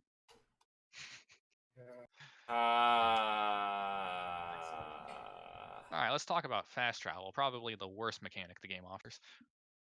They made fast travel bad? Oh yeah. My bullet point right there, it makes you miss out on most of what Skyrim has to offer. Like, have you ever been just wandering through the woods and suddenly 30 wolves attack you? Probably not, because you fast travel. You ever kill a wolf and find out it has a silver ring for some reason? You're just like, what? Wait, You find some random people just getting drunk in the woods, and or the people from the Red Guard quest, like just randomly hunting people down and yelling at them for being women. you can fast travel to places you've never been to. Places you have been to. Yeah. Okay. So Yeah, but once you've walked a Go on. path once, you have like no reason to ever walk it again. yeah, Skyrim has a bunch of I, random events and stuff, and it's I know the scenery is really nice. It's one of Skyrim's strongest suits. I don't use fast travel in games, which I'm sorry to bring up my ex for the second time in one episode, but when I was playing Breath of the Wild, that really upset her for some reason. Again, that's why she's your ex. Jeez. Anyway, Keep going. I'm gonna eat a cookie. I don't fast travel, and I think that's a better way to play Skyrim. To I be agree. honest, Skyrim's oddly suited to it too. yeah, the Like, world's not that big to where it's like frustrating fast travel or to walk everywhere. Mm-hmm. And I mean, I wish I could play the games that way, but my need for progression often Yeah. my desire for progression often outweighs my desire to enjoy the world. like right now, I'm playing Octopath Traveler, and there's a bunch of side quests in the game. And I don't feel like, traveling to places I've been to several times over. I'd rather fast travel. I'm telling you, Jake, Skyrim does it way better than Xenoblade, and I know you charted all those maps. Yeah. Yeah, like what I'll do when I'm playing Skyrim is I'll just like if I come across a cave I've never been to before, I just go in that cave. That's just what's happening next. And you And, don't like- get that if you just always go from point A to point B. Yeah. I So don't know. some ways to Very- de-incentivize you from doing that, and make it cost some gold or a resource or an item or something. Like, doesn't have to be a lot. Just enough to say, Teleportation. maybe What I if- should what just if- walk. What if instead of all those lesser soul gems, they were teleportation gems? Or it just took soul gems to do it. I know one mod that does that. It costs a soul gem to teleport. A Well, full you soul can- gem or an empty soul gem? But you convert your soul gem with some currency, and then you use those currency to enter these portals that are all over the world. It's kind of interesting. But yeah, I'd say definitely make the carriages work, because they only put them at like some of the big towns, and they only let you go to the big town. They should let you go to the small towns. You should be able to access one from every town. It should be, I guess, cheaper than the teleport. I don't know. It's more restrictive on where you can go. If you're a really good mage, just get a spell that lets you teleport to a big city. True. Not not just, I use this spell and I can go anywhere in the world. I can go to one of the main cities or anywhere the carriages would take you. Or make it have a specific item. I think Horizon Zero Dawn does that. Aaron isn't here to verify. Oh, pretty sure they do that. I don't remember. Oh yeah, no, yeah, you do need that. I remember now. You're Did right. you beat that game? No. I forgot that you played that. Anyways, let's talk about carry weight, the other worst mechanic this game does. Does anyone like this mechanic? Does anyone like it in any game that it's ever been Is it- implemented in? Is it even charming like the other bad stuff? So there's a quest in Oblivion that utilizes it well, Oh yes. Oh, but yeah. except for the fact that in the base game the quest is broken and can easily lock you out of the entire Mage Guild quest line if you don't do the quest right, which happened to me on my first playthrough. So anyways, I suggest making it like Dark Souls, where only your equipped weight, or your equipped items contribute to your carry weight. And there was this thing in Morrowind and Oblivion where the heavier armor you're wearing, the less effective your spells were, which gives you a reason to actually wear robes or light armor. Yeah, it's I a fair think- trade-off. I think that kind of thing should come back, and then this should be a tribute to it. And it also gives you some synergy with my other smithing thing, where now you're encouraged to pick up every single item you see and break it down in the equipment, use it to make your stuff better, burn through it really fast, and I guess my opinion on the situation is, like, of all the things in this game to try to make kind of realistic, why is carry weight one of them? Like, the NPCs will let you stab them in the face, but if you carry, like, one penny too much, then you're encumbered and you can't run. Oh. It seems like a weird place to draw the realism line, you know? Right? I can say the same It's thing about purely like in a way that's purely frustrating and not really immersive anyway. Because it just doesn't make any sense. Like running and walking is a binary action. It's just like not even like it'd be one thing if you like The feather that broke the camel's if you back, like or yeah if you like slowly got slower and slower and slower and like there was like a range where you know you can run at full speed and then a range where you start to get slower and then a range where you're just straight up walking. But like that's not how it works. So like Excellent. and that probably would not have been even slightly hard to do. But Huh. well, You know, this is my most important slide because these are the two things I hate the most in the game. So carry on. Words from our sponsors. Thank you, Soldier Boy, for donating one of your Soldier Boy boys. Yeah, he did. Hmm. Oh man. All right, Breath of the Wild. random exploration. Another thing Skyrim actually does pretty well, but I have some gripes about it. Mostly that the compass tells you where everything is. Like, when you walk towards a location, you really have no idea that it's there other than like a little blip on your compass being like, hey, there's a cave there. Yeah. It's not really any more engaging. Like, there are some really interesting locations, like Bleak Falls Barrow, this giant Nordic ruin. You go in there, it's like, oh, some serious shit's about to happen, and it's like you could see it from a mile away, and it's really cool. And you get that like 2 more times in the game. All the other Nordic ruins are a hole in the ground that you just never see unless the compass told you. So, it should be more like that. Or you see that picture of Breath of the Wild there. It's like there's something here. I want to go there, right? I wouldn't suggest putting LEDs on all the caves, but you know, something. That's an Just- approach. Yeah. There's no incentive to. That picture on the left, that's from a mod called Project AHO, which adds this beautiful looking location.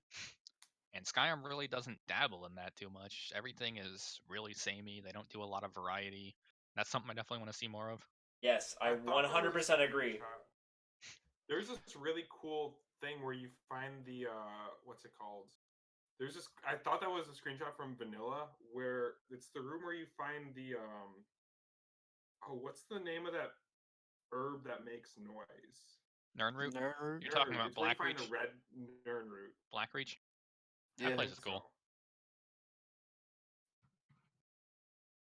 so. It has a giant ball like sun thing, and you can shoot it with an arrow. A dragon spawns for some god awful reason. And also, locations are really linear for some reason. Like, there are no branching paths. There's no exploration. It's like you run down a hallway and maybe you open a broom closet, find a treasure chest. Like, that needs to go away. Because the game is designed for you to follow your quest mark. Yeah, I'll tell you about that in the next slide.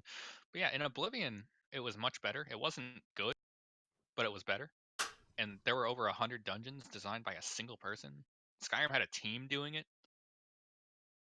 and they made them worse. Like, they made them all Yeah, I hallway. thought they looked better. Yeah, they looked much better. Because when the one guy, like, all the caves kind of looked the same. Mm-hmm. But they were more interesting. Definitely. Go ahead and thank Nintendo again for giving us this nice screenshot and move on to our next slide. Do we have any donations we can call out? All right, we get to talk about Dan's favorite subject, the world scaling. I kind of talked about this already when Dan brought it up, so let's go through it. So the scaling, it offers you that sense of wanderlust, like I can go anywhere at any time. Unfortunately, the game asks you to start at the same place every time, so it gets really samey. So I suggest something really simple. You pick a major town to start at. Most people have a mod that does this for them, and then have the world scale relative to distance. So if you want to get to the really hard stuff, you got to get really far away, and then have some locked-in places that are hard, and maybe some of the quests are higher level because who wants to be like, oh, I just killed this millennial vampire with a wooden stick. I killed Ganon with a wooden stick. Yeah. I mean, played Ocarina of Time. I swear, guys. That Isn't that does the point of open world games? You can like do whatever you want. Yeah, which is why I say, if you want that extra difficulty, you go out and find it, Okay. right? You kind of know how it works, so you just go further away. But Just so there's you know, we're coming towards the end of recommended time. I think So, I got 2 more slides, so let's Right. go ahead and skip this one because most of this is stuff Skyrim already does. Go ahead, Dan. Sorry to cut you off. I know you're gonna say something. no, it's cool. It's cool. Go move on. Quests. Okay. Oddly enough, I did find this picture while searching for Yoshi. that actually makes sense. So, main problem, the stupid waypoint, as Laurent pointed out. Like, one simple thing is anyone can point on a map where the location is. Just point out where the location is and then take it away. Say, whatever you're looking for is in this cave somewhere. Most quests have very limited dialogue, and without another issue, without using that waypoint, you'll never find the location. Yep. Uh, Do you think they want to write a bunch of journal entries giving you directions? That's work. Modders did it. Yeah, they didn't have to pay for that. Yeah. So I'm gonna take out 2 of these quests and talk about 2 of them that I think are actually good. So in my time of need, well, they're halfway good because they do some retarded things. You walk into Whiterun, you see some red guards arguing with a guard, and then they tell you, "Hey, we're looking for someone. We know she's in this town. Can you find her for us?" It's like, you remember in Ocarina of Time when you walk into Zora's domain, you're like, "What the fuck do I do?" And so you're supposed. I don't think anyone did this, but you're supposed to talk to everyone, explore the city, and someone eventually says, "Have you tried giving him a fish?" And you do that. I feel like this is a great opportunity to kind of force you to walk around Whiterun, talk to all the people, pick up a bunch of new quests, kind of. As Whiterun is the most interesting town. It has the most NPCs with dialogue, like little quests and stuff, and great introduction to the game. And like, nah, fuck that. Put a waypoint right on her. So you just go talk to her, and then it's actually pretty interesting from there because it's. So she says that she helped the Red Guards fight back the Thalmor, but the guys looking for her say that she sold them out to the Thalmor, and it's just a bunch of he said, she said between them, and you have to pick which one you think is right in telling the truth, and there's actually no right answer, which is kind of cool. So I definitely want to see more of that, where it's a little more ambiguous, but at the same time, there's no dialogue with them. You're just following that same one dialogue choice. Like, this is pre-Fallout 4. There's no spoken words, yet they don't use the extra. They don't have to speak the lines, right? At least the Dragonborn doesn't. They only have like 5 voice actors, and they don't use. They don't let you have an interesting dialogue with them to add more subtle clues. It's quite literally as extensive as what I said. She says she didn't do it. They say she did. He was like, I guess I'll go with the one with boobs, right? That's one approach. I'm gonna skip these other 2, even though they're cool. Missing in action. You find these 2 people. There's the Grey Mains and the Battleborns in Whiterun, and they each have a different side of the Civil War. One of them, whatever. So you find 2 of them. They're harassing this old lady, and like, haha, your son's dead. And so you go up to her and she's like, my son's not dead. Can you find him? So you break into their house, and you're in the house, and you're like, I gotta find some incriminating evidence. And then the waypoint's like, it's right here, bro. I won't go on that again. You pick it up, you find out he's alive, and then so what you can do is you can give it back to the people and be like, hey, let's go attack this fort where he's being held at, kill everyone, get him out. Or if you're with the storm, or if you're with the Imperials, you can actually go to General Tullius and tell him, let this guy go, and he'll be like, okay. I thought that was pretty cool. No comment. Gotcha. I'll skip these other 2. Just know that they offer similar, like, Blood on the Ice. You can frame someone as the murderer. Pale lady, a ghost shows up, and you can either kill it or you can put the sword back on the pedestal and it goes away. Very interesting. I agree with that. Yeah. All right. The quest lines. Here you go. Yep. For those at home, I will Wait, read. except for Donga. I'll quickly read out all the bullet points on screen here.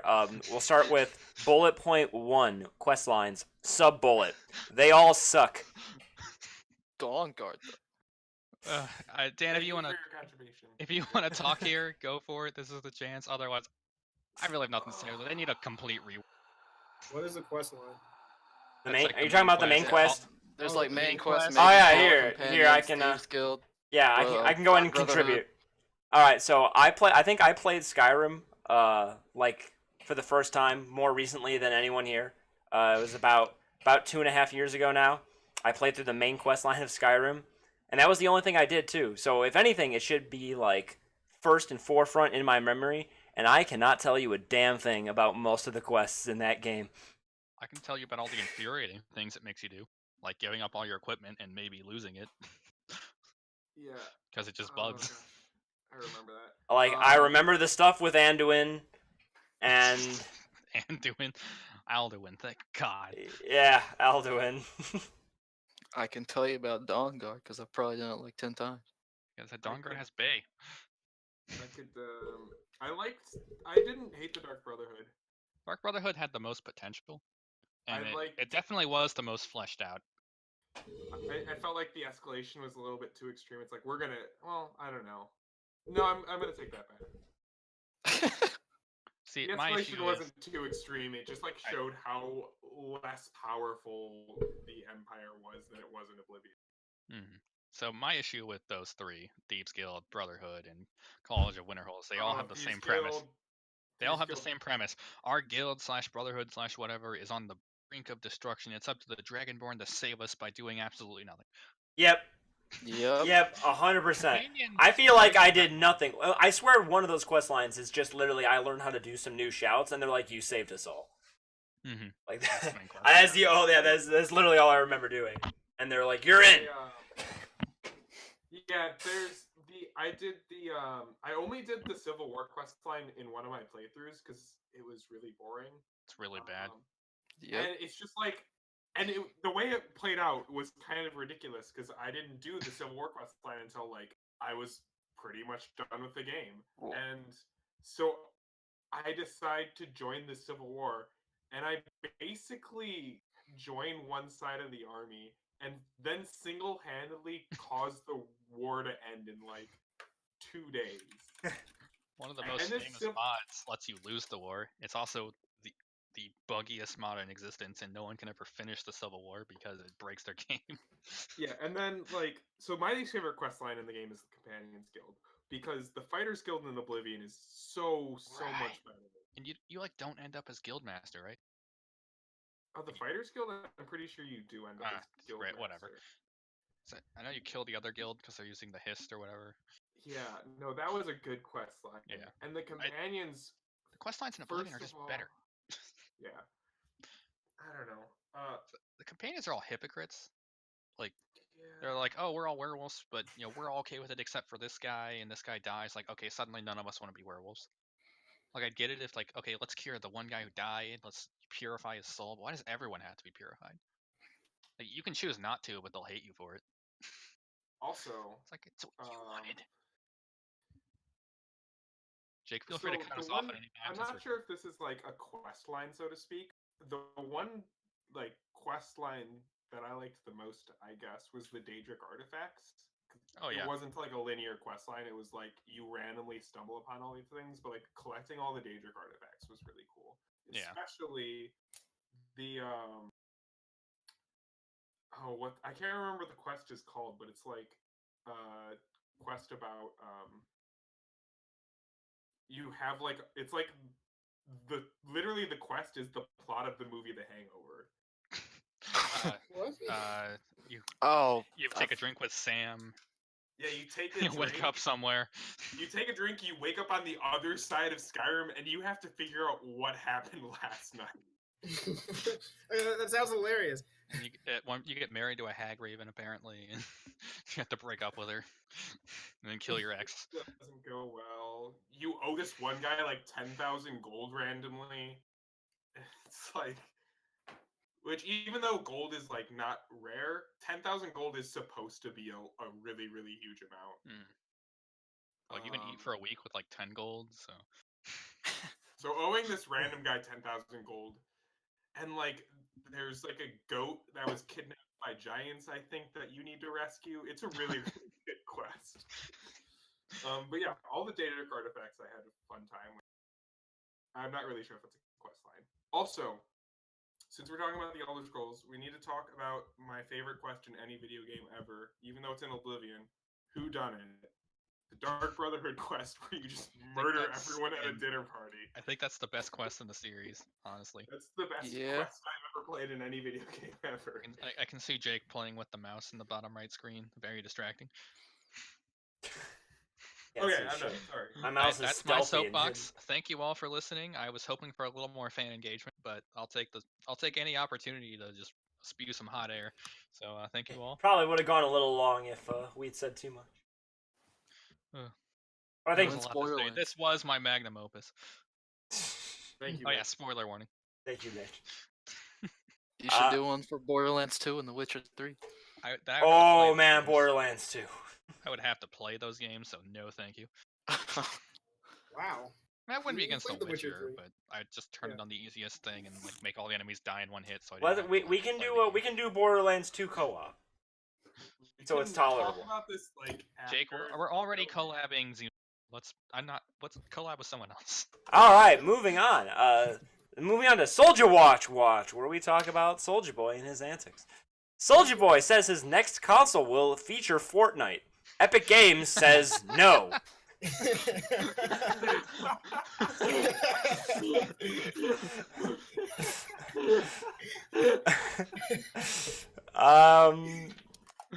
The man can't be stopped. Like, I don't know if you guys saw the interview I put in the podcast chat. Did he get sued? I don't know. Hey, my man Young Draco had the best comeback of 2018. Quit playing. He literally brought out the Soldier Boy console, and then Charlemagne was like, "Hey, people say that's a counterfeit console." And he was like, "Oh, people say a lot of things, you know." Yeah, Envy asked him if he's getting sued, and he was like, "My lawyer said I can't talk about that." So there might actually be something there. Yeah, this whole thing's a mess.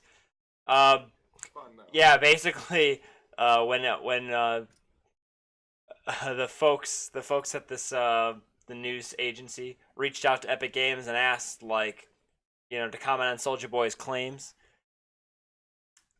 Because Soldier Boy was asked whether or not Fortnite will be playable on his machine. He says, "Yes, we're working on it. Not this one, but the next one you can." Epic Games says, "No, you can't play Fortnite on a rooted or jailbroken device due to anti-cheat measures. There will not be Fortnite on a Soldier console." Oof. I mean, they're right. So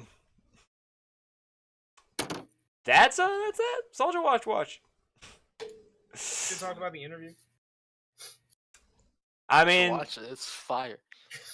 yeah, that's I would recommend you watching that on your own time. Anybody who's interested, go ahead and watch. Soldier Boy claps at famous Dex, apologizes to academics, and a bunch of other crap. I was talking about the I'm at the Breakfast Club interview. Yeah, the Breakfast Club interview. Oh, the Breakfast Club interview? I don't even know what that's about. So watch that too. The podcast chat. Yeah, you should throw it in the Twitch chat for the folks back at home. Young For everyone Draco's who's, a godfather of modern hip hop. Yeah, that's what he claims. All these SoundCloud rappers would be nothing without him. All right, and last but not least, we have our lighthearted news topic of the week. Shenmue watch this week? No Shenmue Watch this week, unfortunately. We did look, we couldn't find anything. However, rumors do state the game might come out in 2019. It might. This is big Rumors news. also state that it might be garbage. Maybe. Wait, is this real? The rumor mill's going. Yeah, it's All right, so No, no. the Okay, jacket. so Yeah. So there's gonna be a $276 Fallout No. 76 jacket. It has nothing to do with Bethesda, right? It's Bethesda. It's yes. Bethesda. The official There is no way. the official Fallout Twitter Why? account. Here we go. I'll bring up the tweet on stream here. I actually can't believe Here it is. The official Fallout Twitter says, fresh out of the vault, these premium Fallout 76 leather jackets are now available at Bethesda Gear. $276. It's real. So, Oh no. so of course, all the responses on Twitter are people making jokes that it's gonna be like an actual like poncho or a bag, nylon bag, or made from real Bethesda. There's some really good stuff for those. This is one that's really great to see the visuals of the things that They just fire their whole PR team. this is these are the top responses. I mean, seriously, this is the tweet, and you scroll down, and the first results are all just jokes about how this thing's gonna be a piece of plastic garbage. Yeah. But how do they not see this coming? That's basically what I'm after here. They just fired their they just don't care. Maybe if we find something else to sell, they'll forgive us. When you're at rock bottom of public opinion, what does it even matter anymore? Just throw Todd out there. I mean, have you guys watched Todd Howard's speech at E3 since Fallout 76 released? It is a completely different story now. No, I haven't. It's kind of surreal because he never actually lied to you about how shit it is. Did The hints were there. We just refused to listen. Oh man. Remember It's- people were excited about Fallout 76? I Oh, remember. Also, this jacket does not look like it's made. This jacket subjectively looks awful. no. Why is it $276?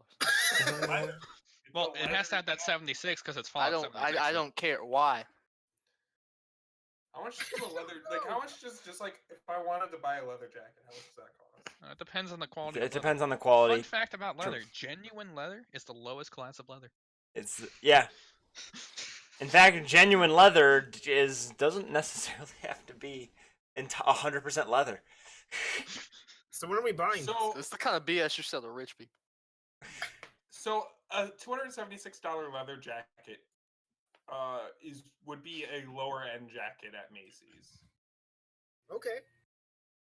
Yeah, $276 would get you like the lower end, like a step above genuine leather probably, but Yeah. Oh yeah. Yeah. No, like the lowest I'm seeing is $159 for a leather jacket on Macy's.com. yeah, you can get some for cheaper, but yeah, that's about right. But when you release the biggest flop of 2018, These also Doesn't matter, like you the got jackets. cheapest leather, the $276 leather jackets. There isn't a 276, but the ones close to that price range don't look like that.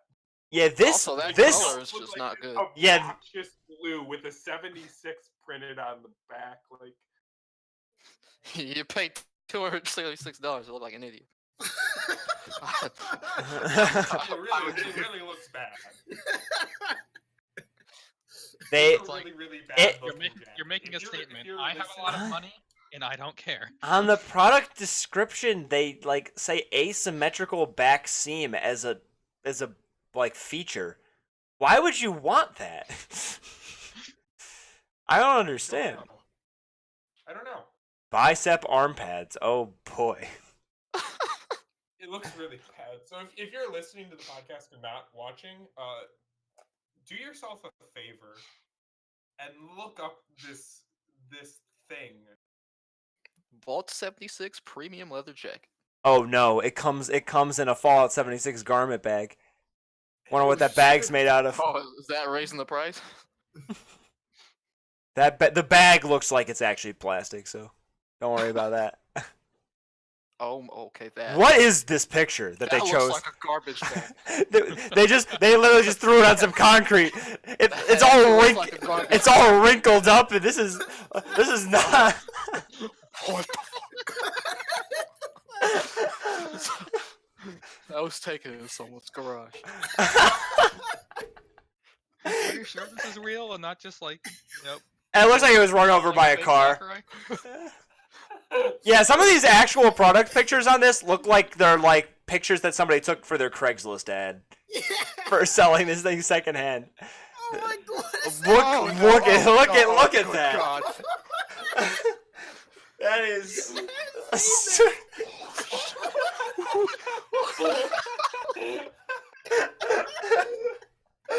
Oh Jesus Christ.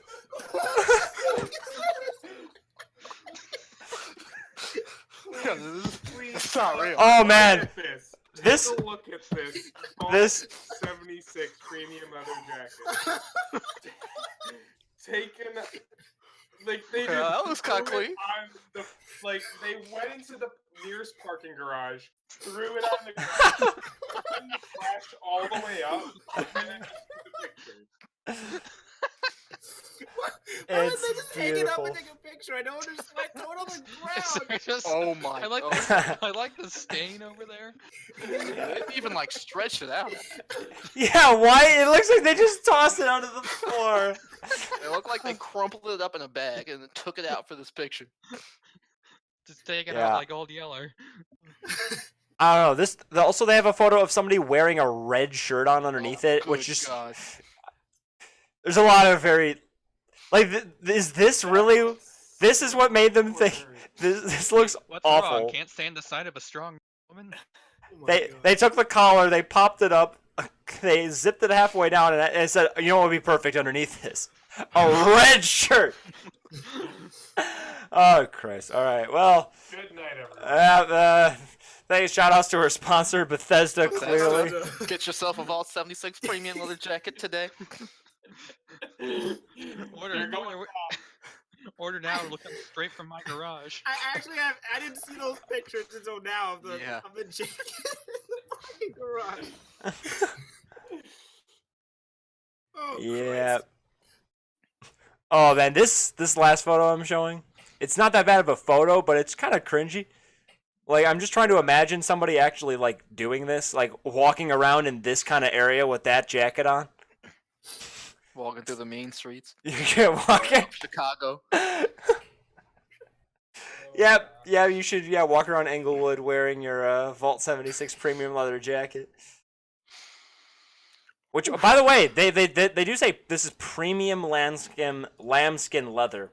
They don't treat it like. Dyed bright ass blue, but I'm not actually sure. Real premium lambskin leather might actually cost more than this. We might actually get a bag situation again. Maybe. This That jacket, requires- material wise, might actually be a good price.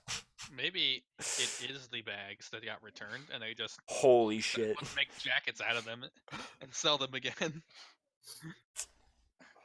So it's actually made of canvas then. All Yeah. donations from tonight's episode will go towards buying one of these jackets, and we'll do an unboxing video and post it to YouTube. Yeah, We we'll reached $276 plus shipping and handling. yeah we'll Already do at 3 cents. 3 cents the way there. We'll Oh, do 3 cents towards a Schultz. we'll do an unboxing, Yeah, and then if you donate another $100, you tell us where you want us to wear this jacket, and we'll wear it to that location. So I don't want to end up with this thing in North Korea, so no thank you. something that's reasonable and won't get us killed. How about that? That just takes out the fun. And takes less than $100 worth of gas to get to. And you donate the gas. Not money for gas, the gas itself. Yeah. So if you're looking to burn some money, Ah, there you go. Those T-shirts are Better. look okay. Yeah. Those t-shirts look fine. Yeah, honestly, this one like asymmetric hoodie thing, it's looking pretty clean. It's fine. Yeah, why our does sponsors, that- Fall why does that Vault 76. Boy have blackface? What now? Good question. Did you not see that Vault Boy Yeah, at the I very saw bottom it. of the last page? Huh. So that's a big statement here. All right, anyway, thank Yo, y'all for tuning in for this very long, $17 text. episode. That was fine. We only went like 20 minutes. So yeah, I hope you all have yourselves a good night, and be sure to support the show. Follow us on Twitter. Get on our Patreon. Patreon.com/ninja is our Patreon page. Stop. Wait, does he actually have that as his Patreon? Like, no one took the word ninja? I imagine he doesn't need a Patreon, but He needs a Yeah, I Patreon, don't know. yeah. He has one. yeah, I would be surprised to find out if Ninja had a Patreon. No, he doesn't.